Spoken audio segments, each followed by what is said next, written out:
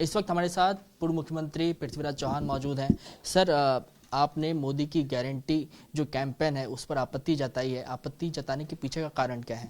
देखिए, चुनाव है, एडवर्टाइजमेंट करना पड़ता है, करेंगे, हम भी करेंगे। जो केंद्र सरकार रहती है वो भी अपनी योजनाओं की इश्तिहारबाजी करती है, हमें कोई आपत्ति नहीं है।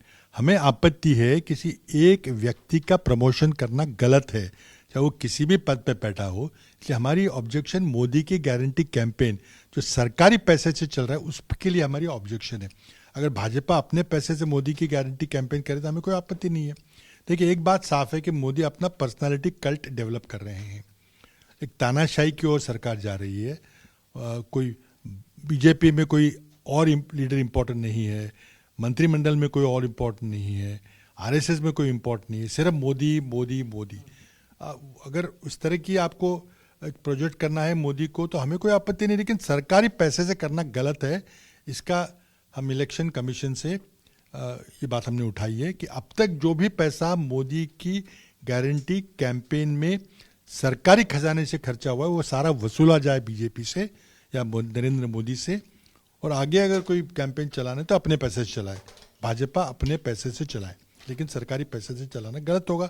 आज शायद महिला दिन के अवसर पर 100 रुपया गैस सिलेंडर में कटौती की गई है और सभी पेट्रोल पंप को आदेश दिए गए कि मोदी की गारंटी की पोस्टर लगाओ। ये सरकारी पैसे से मोदी की गारंटी कैंपेन चलाने में हमारी आपत्ति है। सीट शेयरिंग को लेकर अंतिम सवाल है। सीट शेयरिंग को लेकर पेच फंसा हुआ है, चाहे वो महाविकास अघाड़ी हो, महायुति हो। अगले कुछ ही दिनों में आचार संहिता लागू हो जाएगा। सर, पेच कहाँ फंसा हुआ है? लोग तो ये भी कह रहे हैं कि कांग्रेस और शिवसेना जो है वो आपस में सहमत जो है वोटों के ट्रांसफर को लेकर उनमें असमंजस जो है उनकी स्थिति बनी हुई है।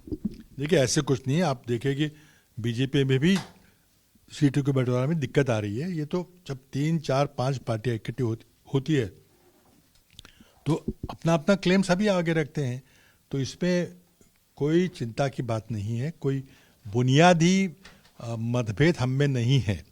अब कौन सी सीट कौन लड़ेगा, कौन किसके पास अच्छा प्रत्याशी है, अच्छा उम्मीदवार है, उसके कुछ मतभेद हो सकते हैं, वो बैठ के हम तय करेंगे।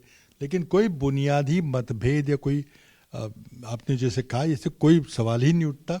हम बिल्कुल ताकत से अपनी सब पार्टियां इकट्ठी होकर अपने वोटों का बंटवारा नहीं होने देंगे और नरेंद्र मोदी को चुनाव में हराएंगे। भारत जोड़ो न्याय यात्रा जो है वो अब अंत पर है, समापन होना है मुंबई में। महाराष्ट्र में सर क्या रूपरेखा रहेगी? क्या कुछ एक पब्लिक मीटिंग भी लिया जाएगा? देखिए, इसका डिटेल प्रोग्राम आपको जल्दी ही एमपीसीसी की ओर से और एमआरसीसी की ओर से दिया जाएगा।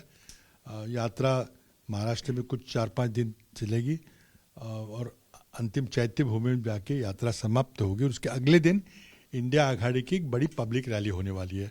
उसके सब डिटेल आपको दिए जाएंगे। बात करने की तो ये पूर्व मुख्यमंत्री पृथ्वीराज चौहान थे, जिन्होंने मोदी की गारंटी, सीट शेयरिंग और भारत जोड़ो न्याय यात्रा को लेकर इन सभी मुद्दों पर विस्तार से अपनी राय रखी है।